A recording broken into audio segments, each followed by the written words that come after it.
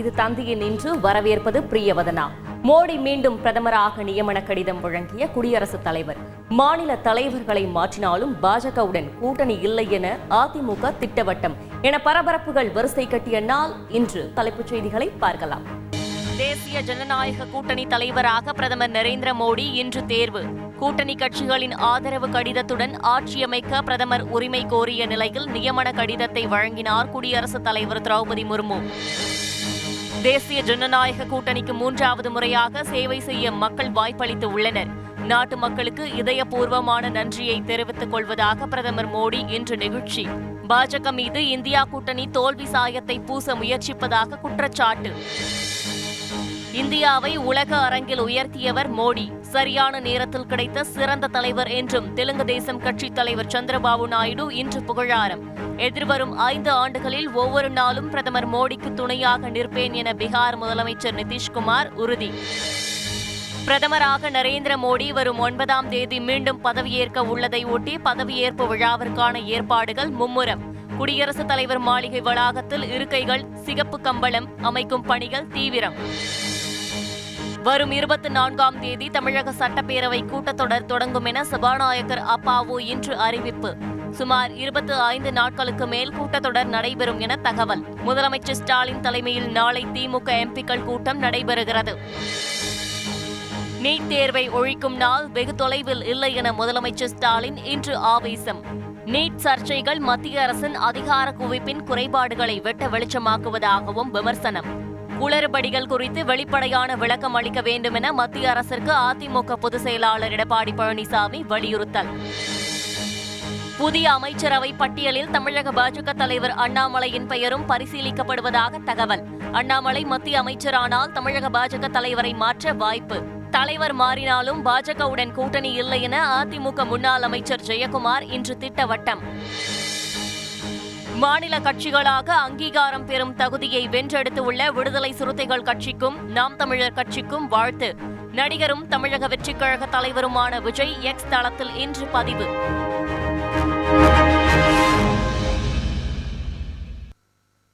தேசிய ஜனநாயக கூட்டணியின் நாடாளுமன்ற குழு தலைவராக பிரதமர் மோடி இன்று ஒருமனதாக தேர்வு செய்யப்பட்டார்.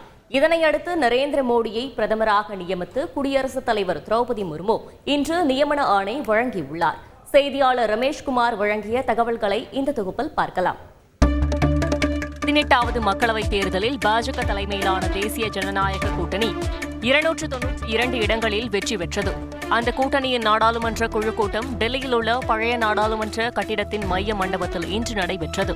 நாடு முழுவதும் இருந்து கூட்டணி கட்சித் தலைவர்கள் மற்றும் புதிதாக தேர்வு செய்யப்பட்ட எம்பிக்கள் கலந்து கொண்ட இந்த கூட்டத்தில் தேசிய ஜனநாயக கூட்டணியின் தலைவராக நரேந்திர மோடி ஒருமனதாக தேர்வு செய்யப்பட்டார்.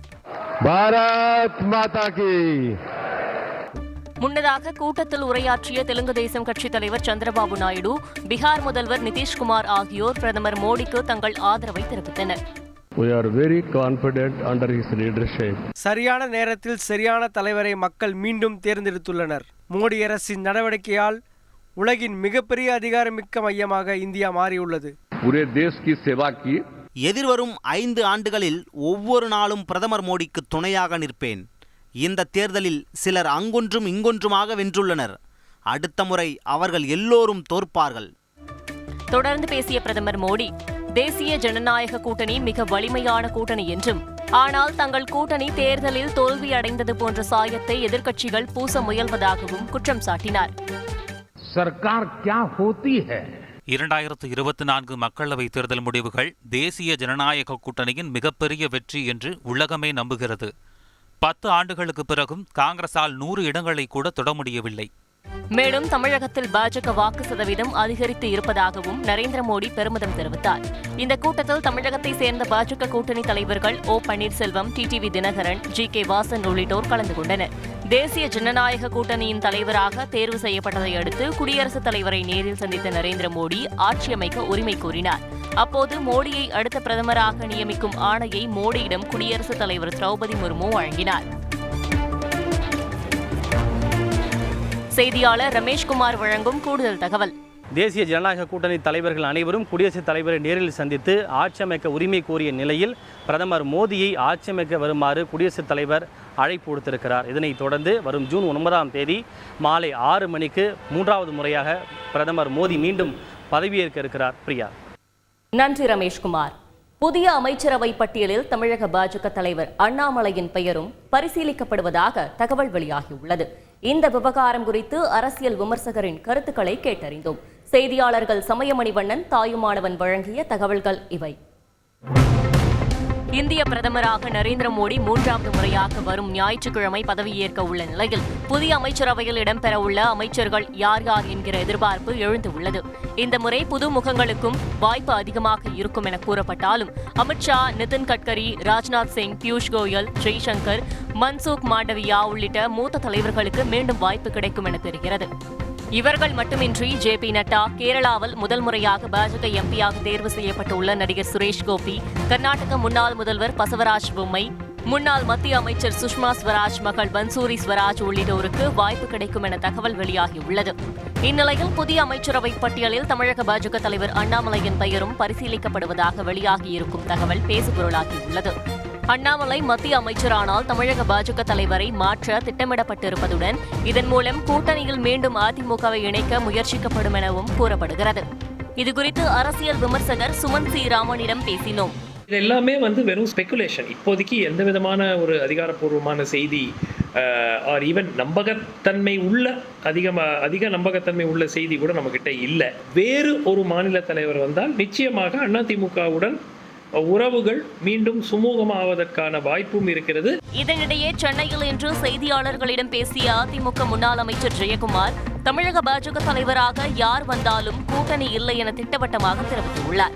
அண்ணாமலை இருந்தாலும் சரி, அண்ணாமலை போனாலும் சரி, எங்களை பொறுத்தவரை சரி, நரி வளம் போனா என்ன, இடம் போனா என்ன, இவர் யாருங்க, இவர்கிட்ட நாங்கள் கூட்டணி கெஞ்சிடுமா? நாங்கள் தான் கெட் அவுட் சொல்லிட்டோமே. இதுதான் கட்சியுடைய ஸ்டாண்டர்ட் நான் சொல்ல முடியும். அதனால எதிர்காலத்திலே கிடையாது. பாஜகவுடன் கூட்டணி ஏற்பட்டிருந்தால் பல தொகுதிகளில் வென்றிருப்போம் என அதிமுக முன்னாள் அமைச்சர் எஸ்.பி. வேலுமணி நேற்று கூறியிருந்த நிலையில் அவரது கருத்து கட்சியின் நிலைப்பாடல்ல என ஜெயக்குமார் கூறியிருப்பது பரபரப்பை ஏற்படுத்தியுள்ளது. சமயமணிவண்ணன், அண்ணாமலைக்கு மத்திய அமைச்சர் பதவி வழங்கப்பட்டால் அவர் பாஜக தலைவராக தொடர வாய்ப்பு இருக்கிறதா? இதில் அவரது நிலைப்பாடு என்னவாக இருக்கும்? பாஜகவில் ஒருவருக்கு ஒரு பதவி என்கிற விதி கடைபிடிக்கப்பட்டு வருவதால் மத்திய அமைச்சராக பொறுப்பு வைத்துக்கொண்டு மாநில தலைவராக தொடருவதற்கான சாத்தியக்கூறுகள் குறைவாகவே காணப்படுகிறது. இதன் காரணமாக தமிழகத்தின் அடுத்த பாஜக மாநில தலைவராக நியமிப்பதற்கு தமிழிசை சவுந்தரராஜன், வானதி சீனிவாசன், நயினார் நாகேந்திரன் உள்ளிட்டோரின் பெயர்கள் பரிசீலிக்கப்பட்டு வருவதாக கூறப்பட்டு வருகிறது. இதன் தொடர்ச்சியாக பாஜக மாநில தலைவர் அண்ணாமலையும் மாநில அரசியலில் தொடர்ந்து பயணிக்கவே விரும்புவதாகவும் தகவல்கள் வெளியாகியுள்ளது. பிரியா. விவரங்களுக்கு நன்றி சமயமணிவண்ணன். அண்மையில் வெளியான நீட் தேர்வு முடிவுகளில் பல்வேறு குளறுபடிகள் ஏற்பட்டதாக குற்றச்சாட்டு எழுந்துள்ளது. இந்த சர்ச்சைகள் மூலம் மத்திய அரசின் அதிகார குவிப்பு வெட்ட வெளிச்சமாகியுள்ளதாக முதலமைச்சர் ஸ்டாலின் விமர்சித்துள்ளார். இதுகுறித்து கல்வியாளரின் கருத்துக்களை கேட்டறிந்தோம். செய்தியாளர் சங்கரன் வழங்கிய தகவல்கள் இவை. MBBS, BDS உள்ளிட்ட இளநிலை மருத்துவ படிப்புகளுக்கான நீட் தேர்வு நாடு முழுவதும் கடந்த மே 5ஆம் தேதி நடைபெற்றது. தமிழகத்தைச் சேர்ந்த சுமார் 1.5 லட்சம் மாணவர்கள் உட்பட நாடு முழுவதும் 23 லட்சத்திற்கும் மேற்பட்ட மாணவர்கள் இந்த தேர்வை எழுதினர். ஆனால் பீகார், ராஜஸ்தான், டெல்லி உள்ளிட்ட மாநிலங்களில் நீட் தேர்வு வினாத்தாள் முன்கூட்டியே கசிந்ததாக குற்றச்சாட்டு எழுந்ததையடுத்து பலர் கைது செய்யப்பட்டனர். சர்ச்சைகளுக்கு மத்தியில் நீட் தேர்வு முடிவுகள் கடந்த 4ஆம் தேதி வெளியான நிலையில் தமிழகத்தைச் சேர்ந்த 8 மாணவர்கள் உள்ளிட்ட 67 பேர் 720ற்கு 720 மதிப்பெண்ணுடன் முதலிடம் பிடித்தனர். வினாத்தாளில் தவறாக கேட்கப்பட்ட கேள்விக்கு கருணை மதிப்பெண் வழங்கியதில் ஏற்பட்ட குளறுபடியால் தான் ஏராளமான மாணவர்கள் முழு மதிப்பெண்களை பெற்றதாக குற்றச்சாட்டு எழுந்துள்ளது. இதனிடையே நீட் தேர்வு தொடர்பாக வெளிவரும் செய்திகள் அத்தேர்வுக்கு எதிரான நிலைப்பாடு நியாயமானது என்பதை உறுதிப்படுத்துவதாக குறிப்பிட்டுள்ள முதலமைச்சர் ஸ்டாலின், நீட் எனும் பிணியை அழித்தொழிக்கும் நாள் வெகு தொலைவில் இல்லை என கருத்து தெரிவித்துள்ளார். இதேபோல 12ஆம் வகுப்பு மதிப்பெண் அடிப்படையிலேயே மருத்துவ சேர்க்கை நடத்த வேண்டும் என அதிமுக பொதுச் செயலாளர் எடப்பாடி பழனிசாமியும், நடப்பாண்டு நீட் தேர்வை ரத்து செய்துவிட்டு மறுதேர்வு நடத்த வேண்டும் என பாமக நிறுவனர் ராமதாசும் வலியுறுத்தியுள்ளனர். இந்த விவகாரம் குறித்து கல்வியாளர் முருகையன் பக்கிரிசாமியிடம் பேசினோம். தவிர்க்க முடியாத காரணத்தினால ஒரு சில மணித்துளிகள் விரயமானால் அதுக்காக கருணை மதிப்பெண் கொடுக்கலாம் அப்படின்னு ஒரு அதுக்கு சமாதானம் சொல்கிறாங்க. 2-10 தான் நீங்கள் வினாத்தாள் கொடுத்தீங்க, 2-10 தான் OMR சிட்டி கொடுத்தீங்கன்னா 5-10 தான் என்னுடைய 30 ஆண்டுகால கல்வியின் வரலாற்றில் நான் பணியாற்றியிருக்கேன், நான் பார்த்துருக்கேன். ஆனால் இவங்க என்னன்னா அதற்காக கருணை மதிப்பெண்கள் வழங்கினேன் என்று சொல்லுகிற போதே அங்கே ஒரு சரியான அடி. ஒரே மையத்தில் 8 பேர் 720. இதெல்லாம் எங்கேயாவது நடந்திருக்கா? எந்த தேர்வுலையாவது நடக்குமா?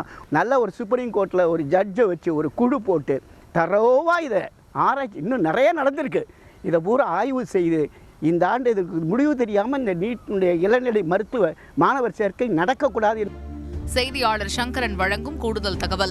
எவ்விதமான முறைகேடுகளோ தவறுகளோ நடைபெறவில்லை என்று தேர்வை நடத்திய தேசிய தேர்வு முகமை விளக்கம் அளித்தாலும் கூட சர்ச்சை தற்போது வரை நின்றபாடில்லை.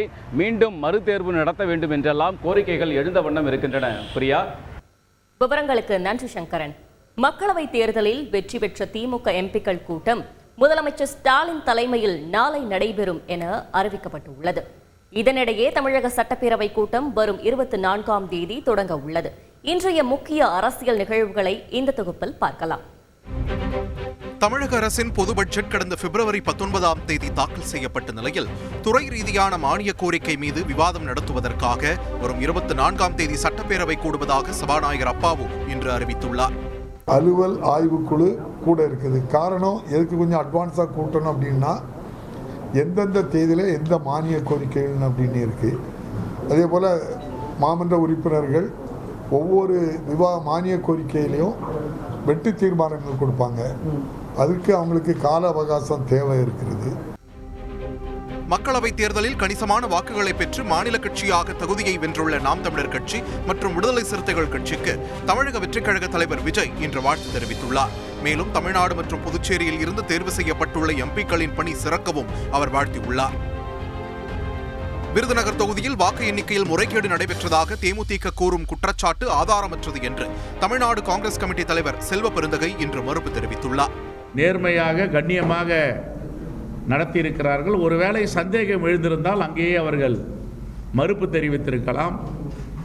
தேர்தல் அதிகாரியிடம் கடிதம் கொடுத்திருக்கலாம், இதில் எங்களுக்கு மாற்று எண்ணிக்கை வேண்டும் என்று. அதையெல்லாம் விட்டுவிட்டு சென்னைக்கு வந்து இப்படி அவதூறு பேசுவதை தவிர்க்க வேண்டும் என்று கேட்டுக்கொள்கிறோம். தேர்தல் ஆணையம் நடுநிலைமையோடு செயல்பட்டிருந்தால் இந்தியா கூட்டணி கூடுதலாக 100 இடங்களில் வென்றிருக்கும் என்று மதிமுக எம்பி துரை வைகோ கூறியுள்ளார்.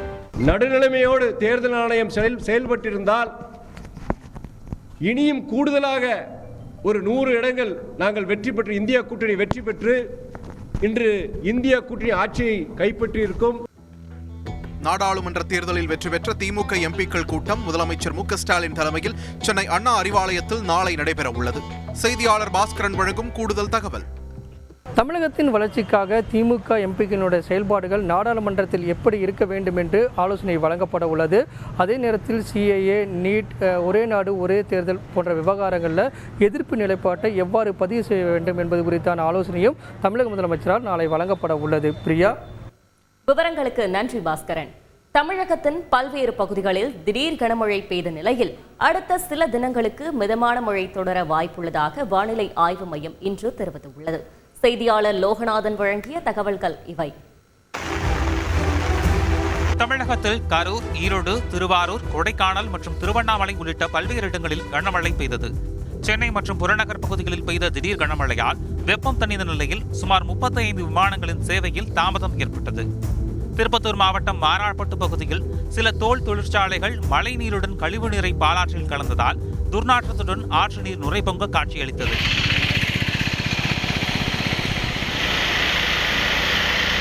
கடலூர் மாவட்டம் வள்ளிசோதனை பாளையம் உள்ளிட்ட 10க்கும் மேற்பட்ட கிராமங்களில் சூறைக்காற்று வீசியதில் சுமார் 1500 ஏக்கரில் பயிரிடப்பட்டிருந்த வாழை மரங்கள் முறிந்து சாய்ந்தன. விவசாயம் சுத்தமாக கெட்டு போயிடும். இருக்கிற செலவுல ஒன்றும் தாக்கு பிடிக்காத செலவு வாழை. ஒரு தாருக்கு 200 ரூபா செலவாகுது, கழி 100 ரூபா வருது. எவ்வளோ செலவு பண்ணி இம்மாதிரி காற்றுல போனால் என்ன பண்ணுறது? கரூர் மாவட்டம் பரளியில் மழை காரணமாக அல்வா பூசணிக்காய்கள் நீரில் மூழ்கி அழுகியதால் விவசாயிகள் வேதனை அடைந்தனர். மழையில் எல்லாம் மூழ்கி அறுவடை நேரத்தில் இருந்த அல்வா பூசணி அனைத்தும் அழுவி வீணாக போயிடுச்சு. நான் செலவு செஞ்ச பணமே 7 லட்சம் வரலும் எனக்கு நஷ்டமாக இருக்குது. காஞ்சிபுரம் மாவட்டம் தேவரியம்பாக்கத்தில் விவசாய நிலத்திற்கு சென்று வந்தவர் மீது மின்னல் தாக்கியதில் சம்பவ இடத்திலேயே அவர் உயிரிழந்தார். இதனிடையே ஜூன் 12ஆம் தேதி டெல்டா மாவட்டங்களில் குறுவை சாகுபடிக்காக மேட்டூர் அணையிலிருந்து தண்ணீர் திறப்பதற்கான வாய்ப்பு குறைவு என வேளாண்மை துறை அமைச்சர் MRK பன்னீர்செல்வம் தெரிவித்தார். மேட்டூர் நிலவரம் தண்ணி உங்களுக்குலாம் தெரியும். அது வேலை சொல்லும்போது மேட்டூர் தண்ணி வந்தால் அந்த ஜூன் மாதம் 12ஆம் தேதி திறப்பதற்குரிய வாய்ப்புகள் இப்போ இந்த சூழ்நிலையில் இருக்காது என்று நினைக்கின்றேன். தண்ணீருடைய வரத்தை பொறுத்தான். மறுபுறம் தென்மேற்கு பருவமழையினை எதிர்கொள்ள மின்சாரத்துறை சார்பாக மேற்கொள்ளப்பட வேண்டிய முன்னெச்சரிக்கை நடவடிக்கைகள் குறித்து அமைச்சர் தங்கம் தென்னரசு தலைமையில் காணொலி வாயிலாக ஆய்வுக் கூட்டம் நடைபெற்றது. இதனிடையே வளிமண்டல மேலடுக்கு சுழற்சி காரணமாக அடுத்த சில தினங்களுக்கு தமிழகத்தில் மிதமான மழைக்கு வாய்ப்புள்ளதாக வானிலை ஆய்வு மையம் தெரிவித்துள்ளது. செய்தியாளர் லோகநாதன் வழங்கும் கூடுதல் தகவல். தமிழகத்தில் 20க்கும் மேற்பட்ட மாவட்டங்களில் கனமழை பெய்யும் என்று சென்னை வானிலை ஆய்வு மையம் தகவல் தெரிவித்திருப்பதும் குறிப்பிடத்தக்கது. வரும் காலங்களில் தொடர்ந்து கனமழை பெய்வதற்கு வாய்ப்புள்ளது. பிரியா. விவரங்களுக்கு நன்றி லோகநாதன். சேலம் கருப்பூர் சுங்கச்சாவடியில் சோதனையின் போது பறிமுதல் செய்யப்பட்ட 2.5 டன் வெடிப்பொருட்கள் நகரமலை அடிவாரத்தில் பாதுகாப்பான முறையில் இன்று அழிக்கப்பட்டன. தகவல்களை விவரிக்கிறார் செய்தியாளர் தமிழ்ச்செல்வன். கடந்த ஆண்டு நவம்பர் மாதம் தருமபுரி மாவட்டம் அரூரில் இருந்து கேரளாவிற்கு சென்ற மினி லாரியை சேலம் கருப்பூர் சுங்கச்சாவடியில் வைத்து போலீசார் சோதனை செய்தனர். அப்போது வைக்கோலுக்குள் மறைத்து தலா 25 கிலோ எடை கொண்ட 100 ஜெலட்டின் ஜெல் பெட்டிகள் மற்றும் 950 எலக்ட்ரிக் டெட்டனேட்டர் உள்ளிட்ட 2.5 டன் எடையிலான வெடிப்பொருட்கள் கடத்தப்பட்டதை போலீசார் கண்டறிந்தனர். இதனையடுத்து வெடிப்பொருட்களை பறிமுதல் செய்த போலீசார் தனியார் வெடிமருந்து குடோனில் அவற்றை பாதுகாப்பாக வைத்தனர். தொடர்ந்து பறிமுதல் செய்யப்பட்ட வெடிப்பொருட்களை அழிப்பதற்கு மாநகர காவல்துறை சார்பில் அனுமதி கோரப்பட்ட நிலையில் அதற்கான அனுமதியை நீதிமன்றம் தற்போது வழங்கியது. இதனையடுத்து சேலம் நகர மலையடிவாரம் பகுதியில் வெடிப்பொருட்களை செயலிழக்க வைக்க திட்டமிடப்பட்டு முன்னெச்சரிக்கையாக தீயணைப்பு மற்றும் ஆம்புலன்ஸ் வாகனங்கள் தயார் நிலையில் வைக்கப்பட்டன.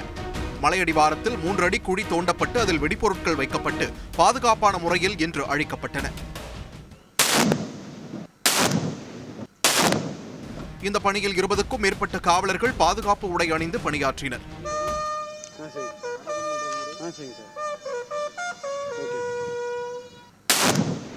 செய்தியாளர் தமிழ்ச்செல்வன் வழங்கும் கூடுதல் தகவல். தினம் அதை பாதுகாப்பு கருதி நீதிமன்ற அனுமதியை பெற்று சேலம் நகரமலை அடிவாரம் பகுதியில் காவல்துறையினர் பாதுகாப்பான முறையில் அளித்தனர். மேலும் இந்த வெடிப்பொருட்கள் கடத்தி வரப்பட்ட வழக்கானது சேலம் நீதிமன்றத்தில் தொடர்ந்து நடைபெற்று வருகிறது. பிரியா. விவரங்களுக்கு நன்றி தமிழ்ச்செல்வன். ஐநா பாதுகாப்பு கவுன்சிலின் நிரந்தரமற்ற உறுப்பினர்களாக பாகிஸ்தான் உட்பட 5 நாடுகள் தேர்வாகியுள்ளன. ஐநா பாதுகாப்பு கவுன்சிலில் 15 உறுப்பினர்கள் உள்ள நிலையில் 10 நாடுகள் நிரந்தரமற்ற உறுப்பினர்களாக உள்ளன. இந்த நிரந்தரமற்ற உறுப்பினர்கள் 2 ஆண்டுக்கு ஒரு முறை சுழற்சி முறையில் தேர்ந்தெடுக்கப்படுவது வழக்கம். அதன்படி இந்த முறை டென்மார்க், கிரீஸ், பாகிஸ்தான், பனாமா மற்றும் சோமாலியா ஆகிய 5 நாடுகள் நிரந்தரமற்ற உறுப்பினர்களாக தேர்வாகியுள்ளன. T20 உலகக்கோப்பை லீக் போட்டியில் சூப்பர் ஓவரில் பாகிஸ்தானை வீழ்த்தி அமெரிக்க அணி அபார வெற்றி பெற்றது.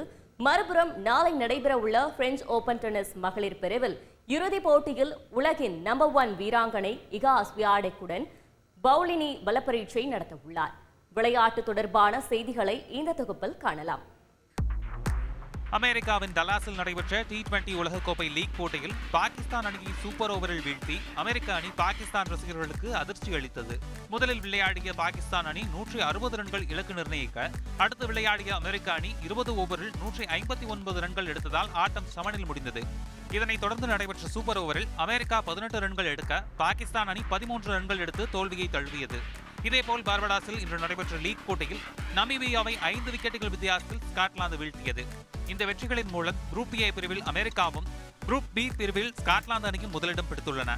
மறுபுறம் நாளை நடைபெறவுள்ள பிரெஞ்சு ஓபன் டென்னிஸின் மகளிர் ஒற்றையர் பிரிவு இறுதிப் போட்டியில் 12ஆம் நிலை வீராங்கனையான ஜாஸ்மின் பவுலனி உலகின் நம்பர் 1 வீராங்கனையான இகா ஸ்வியாடெக்குடன் மோதவுள்ளார்.